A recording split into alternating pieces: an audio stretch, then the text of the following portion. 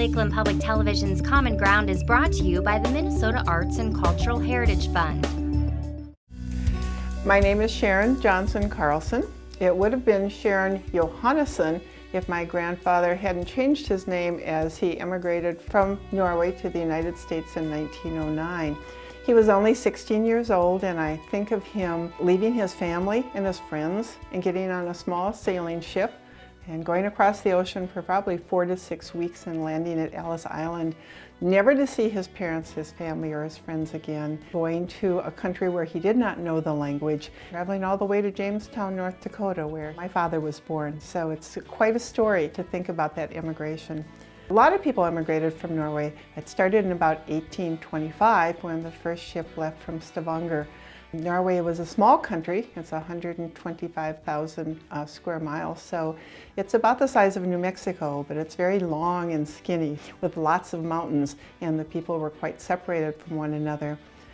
There were a couple of reasons why Norwegians came to the United States. Some of them came for religious freedom. The state church of Norway at that time was the Lutheran Church, and so there were a number of Quakers who came over, like the Puritans did, for religious freedom. But most of them were farmers. Norway has only 3% of their land that can be farmed, with the high mountains and the waters, the fjords, and the forest. You can imagine these small little farms in between the mountains, maybe a family of 8 or 10 children, and of course the oldest son would get the farm when the parents died. And so then you had a number of people left wondering what they were going to do to make a living. So many of them left Norway. In the late 1800s, there were about 4 million people who lived in Norway, and through the time of immigration, about 1 million of them left for the United States. Only Ireland had more of their population leave their country to immigrate to the United States. Many of them, of course, were looking for farmland, and the Homestead Act in the late 1800s gave free farmland to many of the immigrants, so that was a good reason to come over. And of course, they settled where the good farmland was. But they tended to settle in small areas where they were either Swedish groups or German groups or Irish groups or Norwegian groups. I always think about my mother, who's now 93, went to kindergarten only speaking Norwegian, and yet her parents had never been to Norway. So they always spoke Norwegian in the home. When their friends came over, they spoke Norwegian, so she had to learn English when she went to school. I've been fortunate enough to be able to travel to Norway 4 times. I went over while I was a college student and worked one summer up in the mountains by Lillehammer in a place called Dalseter Høyfjell Hotel. A couple of years ago, my 4 brothers and their families and I went back to Norway and had a family reunion in Kristiansand with our relatives. And my father never went back to Norway. My grandfather, once he came here, I doubt he wrote very often. And so at 16 years old, he kind of left the family. And I think it was just a thrill for them to be able to meet his descendants, as it was a thrill for us to meet my grandfather's family. So it was a really great time for us. I grew up in a family where our Norwegian heritage was very important to us. And so when Christmas came along, we had the lefse and the lutefisk and the meatballs and the rice pudding with the almond in it and the krumkake and the rosettes and all of those brumegrut, the wonderful things that my grandfather probably had when he was growing up at home in Kristiansand. 17. Mai comes along, which is our Norwegian National Independence Day, and that's always celebrated. I belong to a Norwegian literature study group and a Norwegian music appreciation group through Sons of Norway. I do lots of Norwegian cooking. The United States is the melting pot, and I always like to think of us as not being like tomato soup, but like being a stew where all of the pieces are separated, but they all come together to make a wonderful soup. I think all of the cultures and the heritage that came to the United States and made this the country that it is can blend together and respect each other's traditions and backgrounds and celebrate those and still be American, 100% American, but to keep that heritage alive.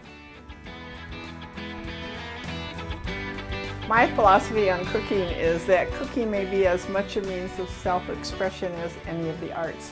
And while I'm not an artist with paint or clay, I certainly feel like I'm an artist with food.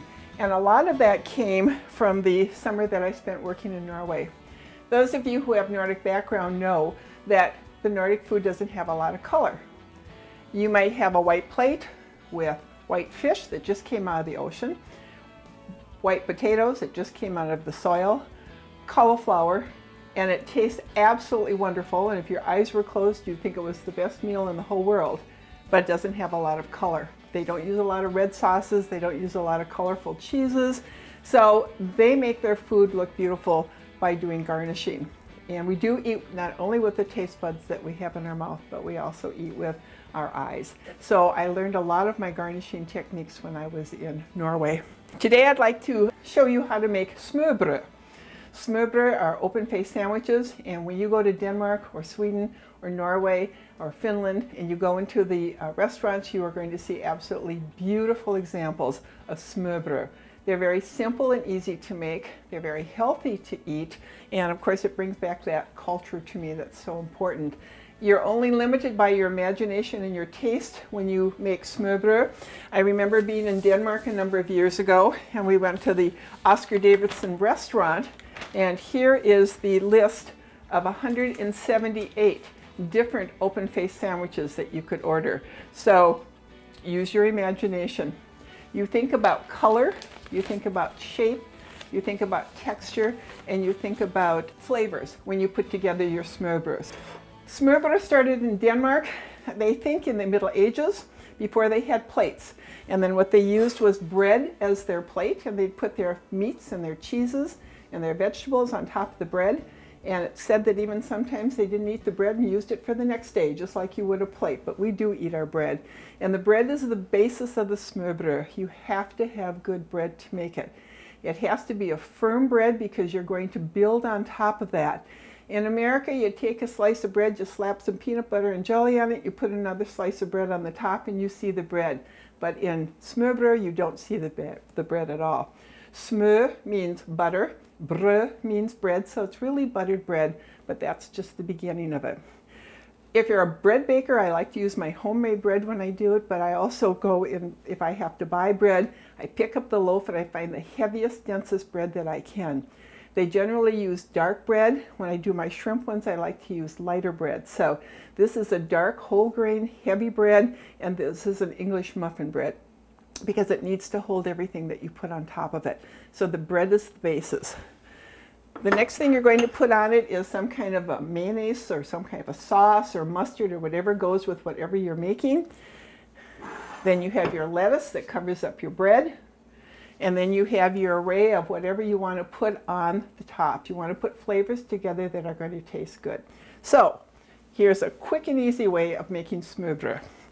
We'll start by making my absolutely favorite one. And for this one, I'm going to use white bread, and I'm going to butter it. We always say that Scandinavians only use things so that they have an excuse to put butter on, but you're going to butter the whole entire piece of bread. I like to make smaller smørbrød so people have a chance to eat more than one kind. So I've taken my bread. You can use any kind of bread. You could use, sometimes I'll use a little cocktail rye bread and make really small ones where they can have lots of different choices. I've cut off the crust and I'm ready to make my smaller smørbrød. So I have my butter on. Then I'm going to make egg and tomato, so I'm going to use mayonnaise for that, just plain mayonnaise. So I'm going to put some mayonnaise. You put the butter on so that the mayonnaise doesn't soak into the bread, so it's kind of a barrier between your mayonnaise and your bread. Then we want to cover up our bread. I was taught that you shouldn't see the bread when you make your smørbrød, so different people have different ideas. So I'm going to use a leafy lettuce that I've cleaned, and I'm going to cover my bread. Now this again is my favorite one, and my friends in Norway were always surprised about this because this is the cheapest and easiest one to make. I'm going to use egg and tomato because I love both of those flavors. And I'm going to use uneven numbers because in art you often use uneven numbers. Then I'm going to put a small blob of mayonnaise, small piece of mayonnaise on the top of that. And I'm going to add a little bit more color by putting in a little bit of parsley. And I'll put a little salt and a little bit of pepper on top of that. And there's your first open-faced sandwich, your first smørbrød. You just think about how you would eat it if it weren't on a piece of bread. What would you eat on a roast beef sandwich? And we're making a roast beef sandwich like you might get at the Subway shop, only it's just really pretty to look at. So, okay, the last one I think I'm going to make is a turkey, and I'll use the dark bread again. So we'll start by buttering all the way to the edges. Not a lot of butter, but just to make sure that bread doesn't dry out and that the sauce doesn't get on it. These are very simple ones. You can make homemade sauces. I've seen them with raw eggs. I've seen them with herring. I've tasted lots and lots of wonderful ones. Okay, I'm going to use regular mayonnaise on this one because I don't want the horseradish with my turkey. So I'll use regular mayonnaise. Okay, again, we cover the bread with the lettuce. You see how healthy these are? I mean, these are fresh. This is fresh vegetables, very, very healthy. I'm going to take my turkey and I'm just going to kind of just roll these a little bit. You can do whatever you want with them. And then Norwegians love pickled beets. So I'm going to add a little color. Remember, we don't have a lot of color in our food over there.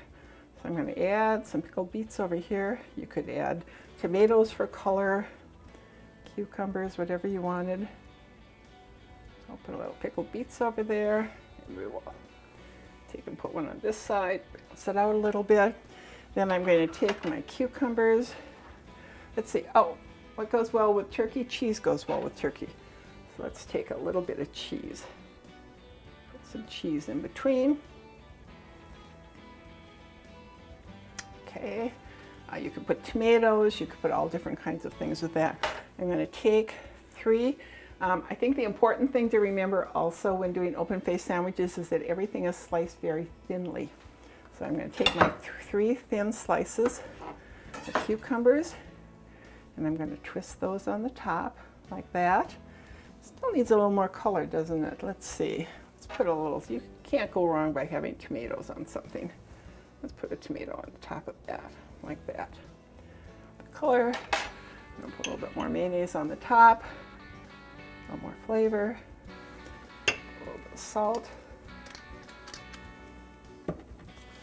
Parsley, use lots of parsley on the top of that. Oops. And there you have your turkey sandwich. Aren't they beautiful? And they taste as good as they look. Now, I'm going to show you a little trick here about what I used as when I was working in Norway. They used this as a garnish a lot because, again, they needed to put color on their plates because the brown meat and the white potatoes. Lots of food traditions come from the topography of the country. And because Norway has only 3% of cultivated land, they grew a lot of potatoes because you can grow a lot of potatoes in a small area. Sometimes they have potatoes 3 and 4 times a day. They also have a lot of fish because they are a coastal country. Oops, one more. There we go. Pull that apart. And cut the bottom off a little bit so that it sits straight. We'll put that in the middle of our sandwiches. We're going to put a little prune, or you can put a piece of parsley, but look at the contrast in the colors there. And there's your smørbrød plate. Smørbrød are good to eat anytime because the flavors are so great, but they're wonderful in the summer when you can go to your own garden or go to the farmer's market and get your fresh lettuce and your fresh tomatoes and your fresh vegetables. Now I'm going to show you how to eat it. Again, I love to do this to entertain because it's so easy to do beforehand. You could make these up and you could have them in the refrigerator for a number of hours before people came and just present this gorgeous plate of open-faced sandwiches or smørbrød to your guests. But they do have to eat them in the correct way. So we're going to serve my favorite one, the egg and tomato, on my Norwegian plate. And I'm going to serve that. I often like to serve that with cold apple soup. So we'll pour some cold apple soup in here. It's just a nice refreshing flavor, especially in the spring and summer. We'll put a little cinnamon stick to add some color to that. And we're going to eat this in the European or continental way. Those of you who have traveled over to Europe know that this is the way most people over there eat their food. It would be very difficult to pick this up with your hand and eat it. You'd have it all over yourself, I'm afraid. But when I went over to Norway to work, it was interesting because the people I worked with were all Norwegian, and they laughed a lot at how I would take my knife and my fork, and I would cut a piece of meat, because my father told us you only cut one at a time. Put down the knife, take the fork, eat the piece, put the fork in the left hand, pick up the knife, eat another piece. They put their knife in their right hand, pointed down, their finger. They put their fork in their left hand down, and they never put them down through the whole meal. It makes so much sense. When you start doing this, your chin is about 2 inches from the plate, because you can't get everything up. But I watched people put potatoes and peas and gravy and meat and everything and get that all the way up to their mouth. And once you get the hang of eating like this, you don't want to go back to the other way. So again, you take your food like this, and you take a piece of your sandwich and you cut off one piece, like this, and you build that up on your fork, and then you bring it to your mouth and you eat. And then when you're done with that one, again, you keep your knife and fork in your hand and you continue eating through your sandwich like that. So it's a great way to eat, and it makes a lot of sense. So I would say to you, if I was French, bon appetit. If I was Norwegian, which I am, I would say, du må komme og spise nå, you must come and eat now. And please try making some of these sandwiches. I think you will really enjoy it. And use your creativity. Mange takk. If you enjoyed this segment of Lakeland Public Television's Common Ground, consider making a contribution at lptv.org. If you have segment ideas pertaining to North Central Minnesota, contact us at legacy@lptv.org. Common Ground is funded by the Minnesota Arts and Cultural Heritage Fund by the vote of the people on November 4th, 2008.